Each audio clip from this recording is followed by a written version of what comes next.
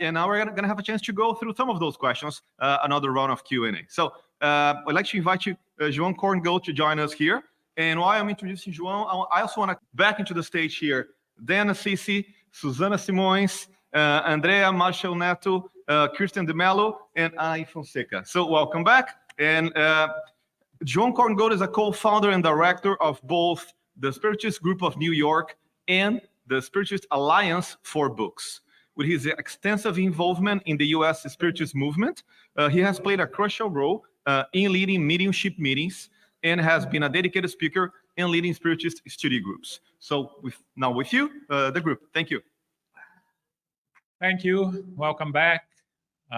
It has been a very enlightened day with a lot of learning experiences. Thank you for the questions that you sent. So let us start in order, right, of the presenter. So the first one goes to Dan. Dan, due to the sufferings of life, one can easily become indifferent. How can Spiritism help this difficult feeling?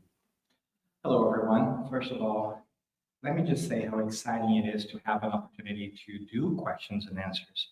Spiritism started with questions and answers. It's all about questions and answers. It's in our DNA. Inquiry is in the DNA, Spiritism. So that's a wonderful question and a very practical one, too. I can see why we would sometimes desensitize ourselves to the suffering in the world, because it's a coping mechanism sometimes. There's so much happening that I can see why we would say, I'm not going to pay attention to that. So I understand that. But I would urge all of us to not let ourselves slide into a point where we are indifferent to other people's suffering, because we don't want people to be indifferent to us either. I also understand that sometimes we may feel a certain sense of helplessness about what is it that we can do today. I'll give you an example to try to make it more personal. Today, as we were walking here from the hotel, we saw a lot of our unhoused neighbors living in the streets. And that's a problem that we see growing in many different parts of the world, including my hometown, or at least my town now, San Diego. And I have grappled and wrestled with that because I don't know what I can do to help end homelessness. But I do know that I can at least acknowledge and smile and say hello. I can offer that which I have in that moment, even if it's not enough to solve the problem long term. I can just be there for that moment. Is it enough? For that moment, for me, it is, because I can't do anything else. So I fight the feeling of I am not going to look at our friends. I'm not going to think about it because the problem is so big that I can't tackle it. It's okay to wrestle with a challenge. But at the same time, we want to make sure that we do it in a way that it doesn't handicap us forever, right? Like, we don't want to spiral into worrying about a problem so much that we can't go about our daily lives. So finding that medium, finding that balance between being empathic and caring and leading us to some sort of action is very important. So I would suggest that we should not just brush it under the carpet, whatever it is. Because the truth is, tomorrow it could be us, it could be somebody we care. And that person that's going to whatever challenge you're facing, it's somebody's children, right? They have a mother and a father who cares for them. And even a Buddhist practice of thinking about it that way is saying, like, what if you were their mother? What would you do? So I think empathy is a very powerful tool. I invite us to bring that into our lives and understand that even if we can't find a final solution to the problem, we can at least offer that which we have at that moment. And maybe we can still try to figure how to help people afterwards and offer prayers and offer help and lend a hand. But try to fight that feeling of indifference, because that's really dangerous territory for the soul, right? In the moment that we're indifferent to everything else, we're disconnected. And that it probably does not bode well for our own mental health and emotional health in the long term, because no man is an island, as the poet would say, right? No person is an island. So let's try to fight that and remember that we're all connected. If we go back to our spirituality and to our sense of immortality and community, and then it becomes easier for us to remember that we're just in different sides of a situation, but being present and being kind is at least a start. That's how I would face that. Thanks, Dan. So, Andreia, second, how can we go on and not sin anymore when we do not know how to do it better? Thank you. Is this on? Okay. Thank you. You want? First and foremost, I just wanted to say thanks for the IT guys that are responsible for the transmission. People are watching at home, and it's because of them. So thank you for the beautiful work they're doing. The best way that we can explain, and just for those that are watching, the sin is such a harsh word, right? It brings back a lot of memories that perhaps was one of the reasons that it led us away from religiousness, as Anahy, Dr. Anahy was talking about the difference between the words. To sin means to miss the mark. That's what it means, to make it lighter and easier to comprehend. And that's something that we do almost every day, whether in action or thought. We are not always crispy clean, right? It's something that we still deal with. It's something that it's still hard for us to rid ourselves of. Because as we were talking about reincarnation, the experiences that we have had as immortal spirits, it's the sum of all that we have been through and have walked through, but we still have to do a little more to reach plenitude, and that's the truth. But St. Augustine comes to our rescue. In the Gospel According to Spiritism, in the Spirit's book, he will tell us about the way that we can actually lead better lives, seeking harmony and balance. And he would say, do as I do, as I did when I was alive. At the end of each day, I would do an assessment, a daily assessment of my actions. And whatever it is that we realized wasn't so great, we would reflect upon it, and the next day try to do better. And that's what we should do. It is not always easy, because we might leave the Spiritist Center feeling very whole and very happy, and then somebody cuts in front of us in traffic and we get irritated, right? Right away, that feeling that we have held for so long through different incarnations comes up, flares up, and that's quite okay. One of the things that we must realize, or better yet, I wouldn't say must, but perhaps we should realize, is what Joanna de Angelis talks about in being awake. We are no longer spirits that are asleep. We are already awakened. Otherwise, we wouldn't be here on a Saturday afternoon listening to different speakers and seeking knowledge with Spiritism, this beautiful body of knowledge that we have before us. So we are awake already. We are no longer somnambulists. We're no longer walking our lives asleep. We are pretty much aware. We are conscious already. And because of that, it talks about a level of spiritual maturity. And in doing so, we won't punish ourselves and we realize that we have made a mistake. And then we will seek daily, strive daily to work on the knots of things that still live behind. A big one is forgiveness. Anybody here have issues with other people? Right? But what do we do when we understand that the greatest charity that we can do is benevolence, indulgence, and forgiveness, as explained by Christ, the beep, right? Benevolence towards everyone, indulgence towards the forgiveness of others, and forgiveness for the offenses. Forgiveness is something that we seek from others. So perhaps this is one of the things that has led us to walk astray for many, many experiences and different lives, which is why often we are brought on that same life along with others that we have erred with in the past or sinned with in the past. And so reincarnation gives an opportunity to do better, to do it again. As spiritists, as reincarnationist spirits that we are, we understand that life is giving us an opportunity to go and sin no more, so that the illnesses that we have brought on ourselves do not keep on dragging and making us feel so miserable, because it does. And if you haven't been able to forgive someone, you know that that's one of the things that cause a lot of suffering. It's so great. I was talking to my husband one night. I like to do it like 2 a.m. He loves it. I'll wake him up with a question, just wondering about that. And he's like, just open the Spirit's book. It's there, I'm sleepy right now. Yeah, that's him. He's so patient with me. How wonderful it is to not feel imprisoned by the shackles of being unable to forgive someone, which doesn't mean that we love them immediately.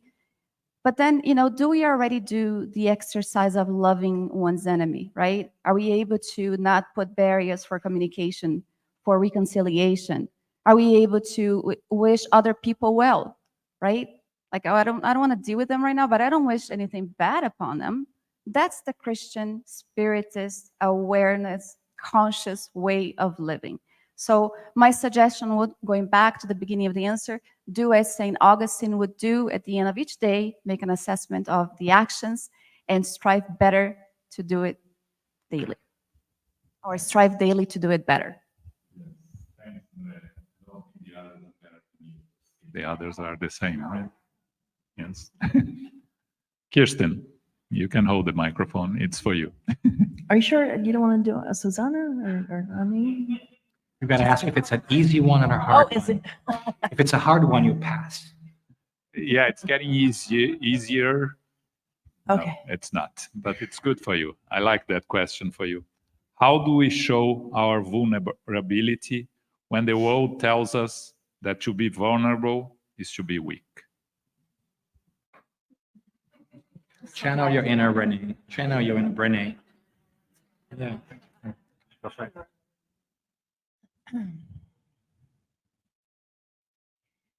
We have to live our truth. It's as simple and as difficult as that.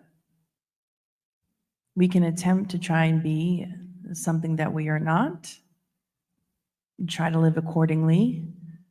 Check back and see how you feel after that.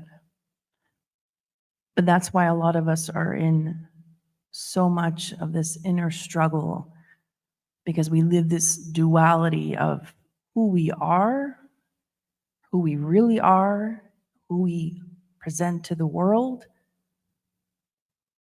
But until each one of us is able to be authentically who we are, to be able to sit in our shame, in our darkness, in our shadows, and come to know it, we can't truly come to the light. So how you do it?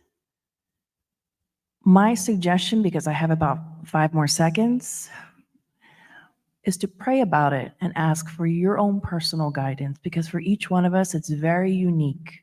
It's very different. What looks like vulnerability to you may not necessarily look the same to me. And that's okay.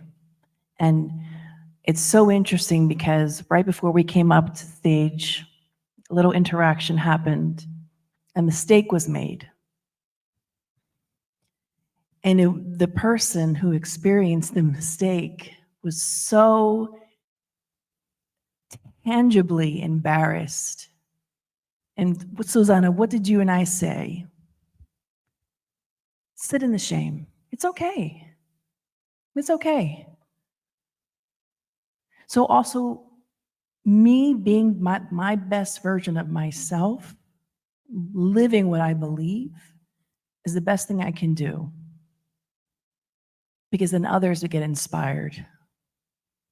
Just like many people have become very inspired by Dr. Brené Brown's work on shame and vulnerability, created a ripple effect. That's all. Thanks. Suzana. So how do mental health practitioners can assist clients in directly connecting with, and receiving healing and guidance from helping spirits. You want me to read again? Sure. Yes. So I'll give you 5 seconds more to think. How can mental health practitioners assist clients in directly connecting with and receiving healing and guidance from helping spirits? Okay, so the mental health practitioner has to have some belief in spirituality. That's me processing the question. And then wants to guide the patient or the client to connect with the spirits. Is that what is being asked? Exactly that. I think that, well, first of all, the client needs to be open to the idea of spirituality and the existence of another dimension. But if the client is, then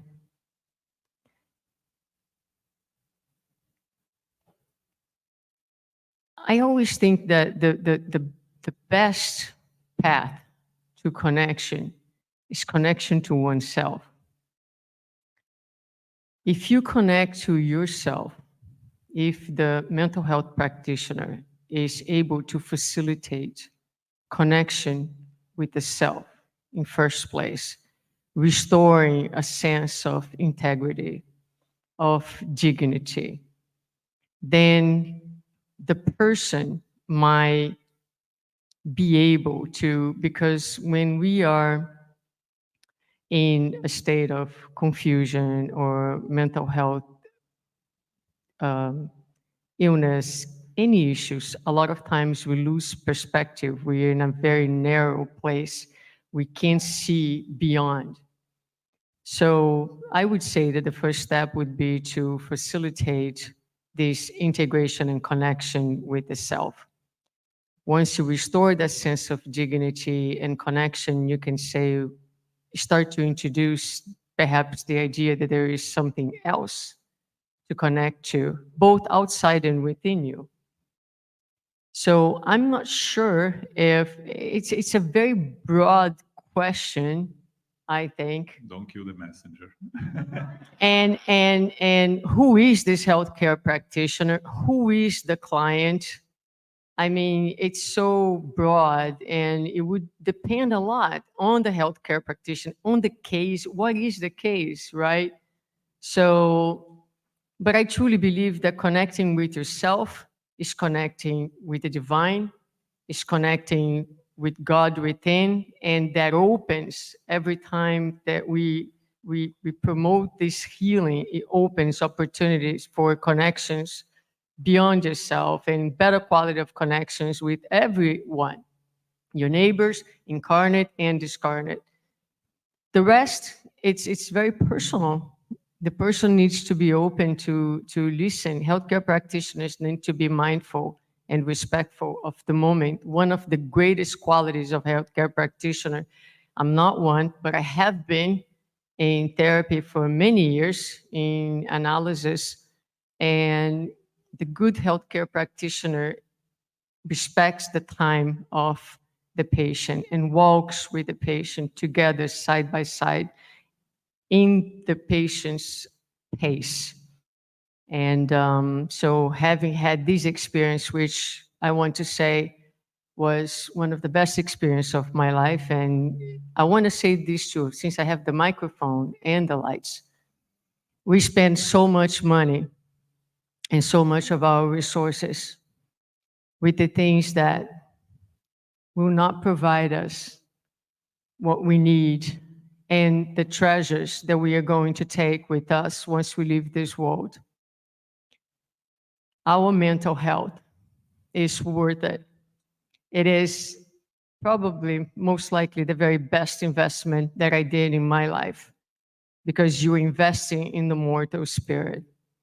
And it is the type of treasures, it is the best inheritance that we can pass on to our children that we can help the new generation. Sometimes we ask, how can we help the world, right? How can we help our children? The answer is you got to invest in yourself, on your own mental health. So please do so. And sorry if I didn't answer the question, because I don't think there is an actual answer for the question. I think that answers, you. Good, maybe. Yes. No, but what you did was that in the beginning, you moved around without finding the direction. Suddenly you found the direction and you went through it, which was Good. beautiful. I thank the good spirits for that. So, Dr. Fonseca, should we be suspicious of alternative medical practices, expansion of medical reach? There are so many out there. How do I identify the good from the bad? Wow, I like the questions. They're challenging. Yeah, not simple questions. Yeah, not simple ones. Well, maybe it's kind of the questions that a question that was proposed to Suzana. But what I can say that, for instance, in Brazil, we have a national health system. Okay, so anyone can go to a hospital, even foreigners, and will be seen and taken care of. But of course, this would be great if all the treatments were available, which they are not, but the basic ones, yes. But to this day, there's something interesting that happened. They started accepting, I wouldn't call alternative medicine, but we call complementary medicine, okay? There are things like healing, imposing of the hands. There are things like mindfulness that I was talking about. So I think a better term would be complementary medicine, not alternative. But I know there are lots of what we call alternative medicine. I would, maybe this question would join all of the others, because Andreia talked about being awake. So if we believe in the spirit and the immortality of the spirit, and if we believe in reincarnation, I think we are pretty much awake. And so I would say that, and together with what Suzana and Dan and all the others were talking about, I think it's a personal thing that I just came to my mind. A spiritual leader was asked, what is the best religion? And the answer was the one that makes you better, a better person. So I would go in this direction and say what's the best treatment, the one that really works for you. If we are talking about alternative or complementary medicine, it has to be. There's no other way, because what we say in the medical field is that a treatment is only considered in medicine if it has gone through all researches and decades of follow-up, controlling to see if the person really gets the health that the treatment is supposed to give during many years. We call the follow-up. So alternative medicine doesn't have to this day this kind of research, this kind of follow-up, so many times at least in Brazil and some parts of the United States, in Europe, from what I understand.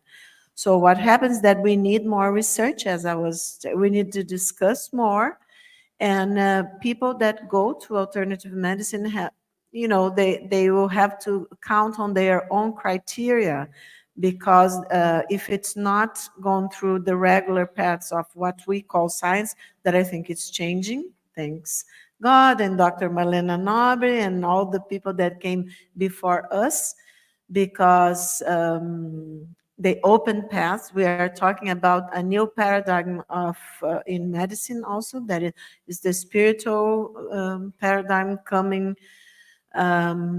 in the focus of all the scientists and all the researchers. But one data that could be interesting for you, I don't know, here in the United States, I understand, for instance, that there exists regularly past lives therapy, that it's okay. But for instance, in Brazil, if I am a medical person, I cannot do past lives therapy. I can do if it's for research purposes, but I cannot do professionally and be paid for that. Why? Because it's not scientifically proved yet. So I can only tell that for the person that asked and for all of you that are hearing, I prefer the term complementary medicine. Because then if things like Spiritist knowledge brings us, we all know the imposing of hands, the water, the fluidification of the water. I love what Chico Xavier, I think it was Emmanuel, I think, or Andrea Luiz, I'm not quite sure, maybe you guys can help me, but about the water, if you are stressed, if you want to say something, then the medicine peace water. I love that. So I would say it's complementary medicine, peace water, right? Just put in your mouth, don't swallow, and wait for, wait to calm down to see if we're going to do something with that. So there are lots of things to be discovered in medicine field, and I think we are doing, all this in the Spiritist movement. We are reaching the point that we know more about, and then science is changing. And so I would say your own criteria and use what Andrea said, your awakened state. Trust within yourself and what's best for you, what feels right. That I would say that. Thank you. Very good. I'm just going to jump in here really quick. Absolutely. For those of you who may not be familiar with peace water, it is the idea of putting water in your mouth and not saying what you really mean when somebody is talking to you about things you don't like, right? It's very peaceful, right? Put a little bit of water in your mouth.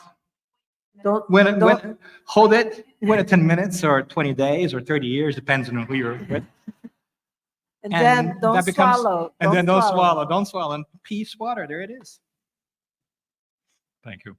So then, back to you.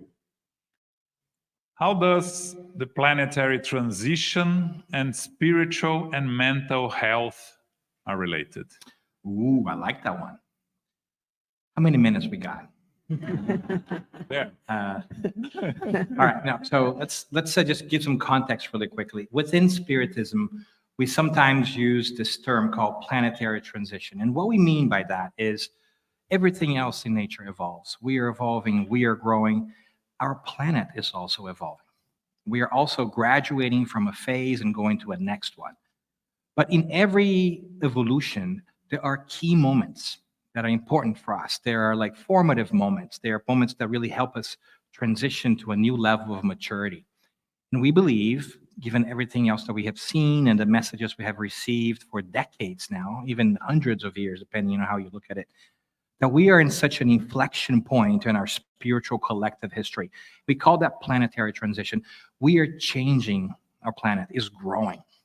It is evolving. So when this happens in this moment now, we are taking a lot of things at once because we need to move on. And so it makes sense that during these difficult times, these times of growth, we have an influx of challenges that are created for a variety of reasons that we should talk about some other time, right? But it makes sense then that as we are going through this process, that we are going to be exposed to a lot of challenges because we have to overcome them because we need to grow up. So that is the why we are going through all the things we are going in the world right now. We talked a lot today about what is going on and what do we do with it. But this is sort of a context of why does the world seem so harsh right now? It's because a lot of us who still need to do a little spiritual growing up to do, right, are here now and we are exercising our experiences and our things that sometimes are not the healthiest of choices. to be able to move along with this planet. So spiritual planetary transition has everything to do with the moment that we're living in, because it explains to us why we have so many different things going on. We're all in this key moment of our own personal evolutionary lives, but also of the planet's. And we have sort of like, for lack of a better term, a test. We're in school, and we need to graduate from 6th grade to 7th grade. And it's rough right now, but we're all going to do it together. So it makes sense that during these difficult times, we may feel an extra sense of urgency, of confusion, because all of us are trying to figure this stuff out at once. And that's why the world is so tough. So when we think about mental health, we absolutely think about being okay with who we are, but we also have to understand that we are immersed in a collective content, right? So we are in this fishbowl called Earth, and everybody else is going through their own stuff. So now we have to deal with our stuff, but also get the vibes of the people next to us, which makes it hard, right? It's hard for you to be upbeat when there are a lot of negative people around you.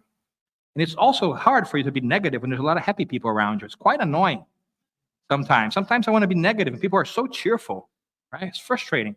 But you get my point? So we understand that this is the reason why we are seeing so many difficult challenges and different events out there, because we're all going through this natural evolutionary process that can be explained through reincarnation and the natural evolutionary path to things. And we are just very fortunate to be able to live in this moment in time, because it means that we can give a wonderful contribution to the betterment of our world, not only of ourselves, but of the world in general. So some people can say like, did I really have to be born in this moment in time? So hard. But we should also put our glasses on and say, we have asked to be here because we can give something back. We can help the world move along. So mental health, definitely an important component. Planetary transition definitely explains why mental health is such important now and why things are so tough. Thank you.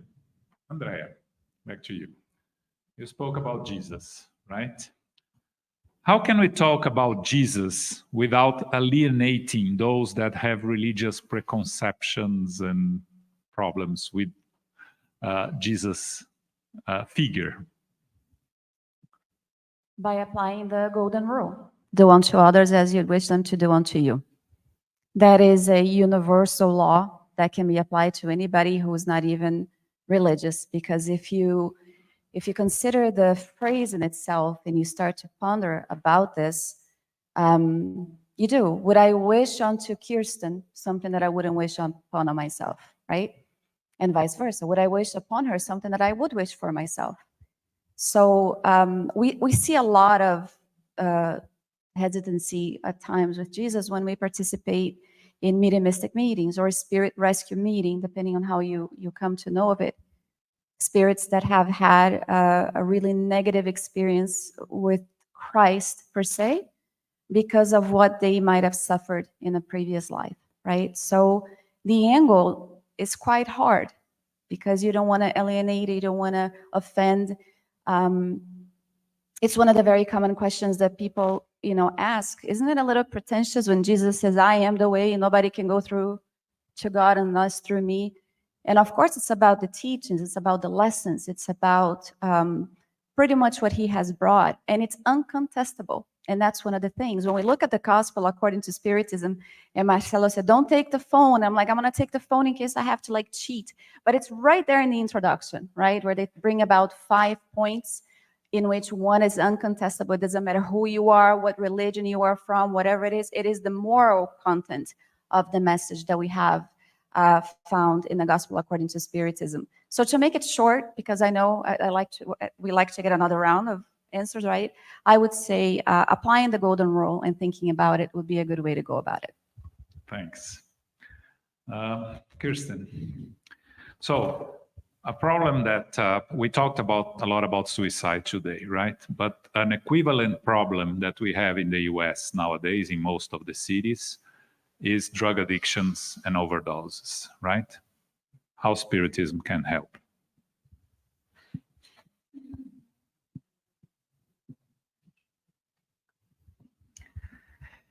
Wow. So many ways, but we have so little time to respond to this question. So I'm going to say that's probably my saving grace. But there's so much that Spiritism can offer. But I will say this. One beautiful thing that Spiritism offers us when we are thinking about our brothers and sisters who have fallen into addiction for a variety of reasons. It's something we were sharing earlier today.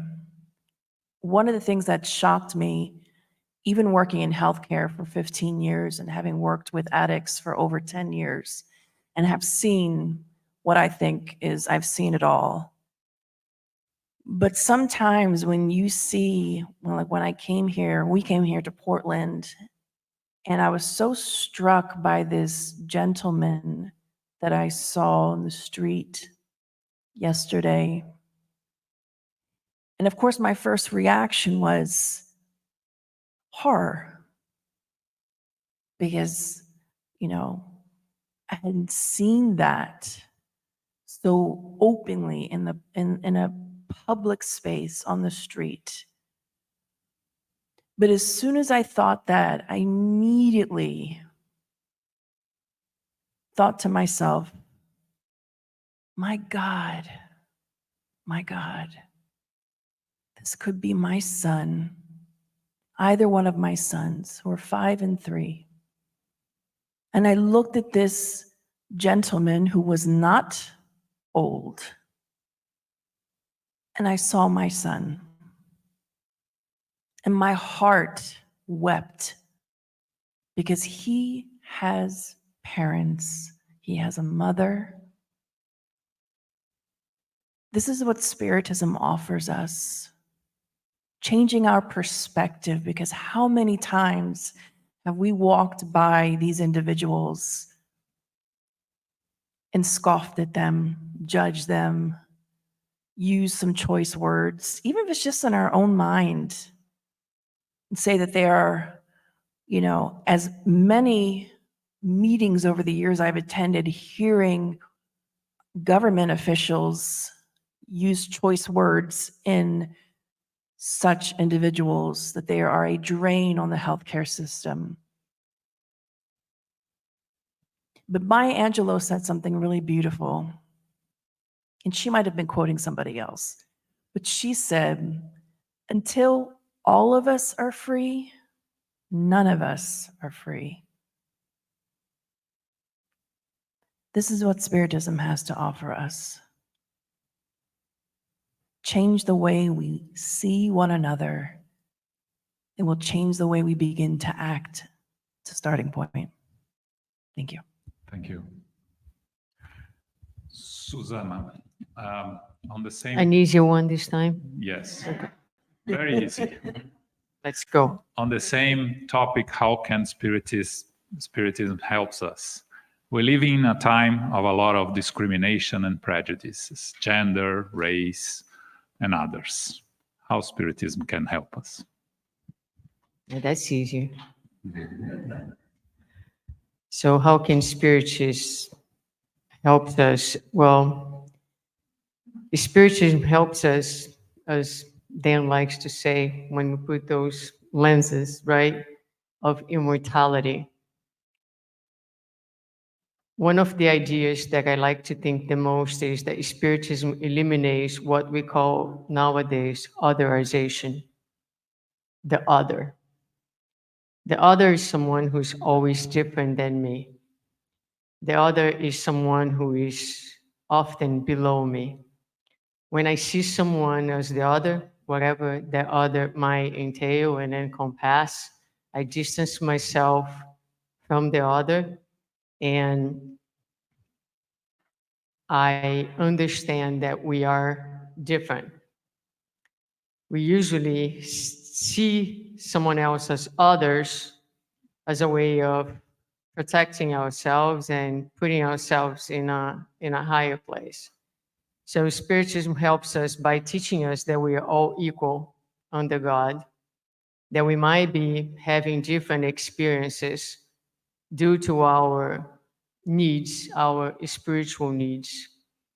But everything that we see and we use to label one another is material. Our biology is material. We are in physical bodies. The same way that the color of our skin is material. So Spiritism helps us to understand that we are in a physical body, but that we are not that physical body. Who are we? We are all children of God with the same potentialities, with the same possibilities. And we are in the present moment. And I love this exercise, which I usually suggest for people to do. Try to imagine yourself outside of the physical body. What is left? Whatever your answer is, that's you. That's you.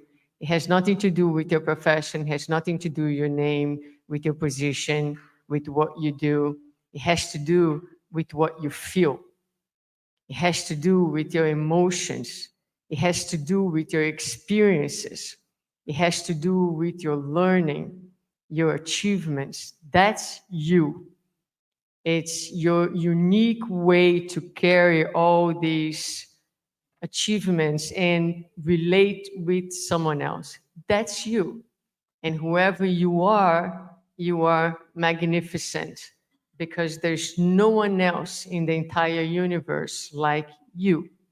So we learn to look at one another, and that's another exercise, is to, when you are looking at someone else, can you see beyond the eyes? Can you see beyond the physical? Can you relate with that being as a spiritual being? So Spiritism is very powerful in its message and in the invitation that it gives to each one of us to practice that. I wish I could say that I have no prejudice. That's not true. We all carry them. We all have them. So the very first thing that we need to do is to acknowledge our own prejudices and our own difficulties. It's okay. We come from a culture, we come from a number of incarnations. We are under a culture that is constantly telling us what we should do, who we should like, and we still see minorities and majorities. So the first step is to recognize our own prejudices and then keep working on the understanding of who we truly are and practicing, recognizing, be aware of when your own prejudice is playing a role in a relationship. And question yourself, why do I need to see this person as other? What is it that in this person is threatening me, is causing me fear and the need to distance myself? So Spiritism brings a lot of material, but again, the material will go only so far. It needs to find a heart that's open to emotional honesty, emotional analysis, and the willingness to do the work to end any type of prejudice. Thank you, Suzana. Very good. So,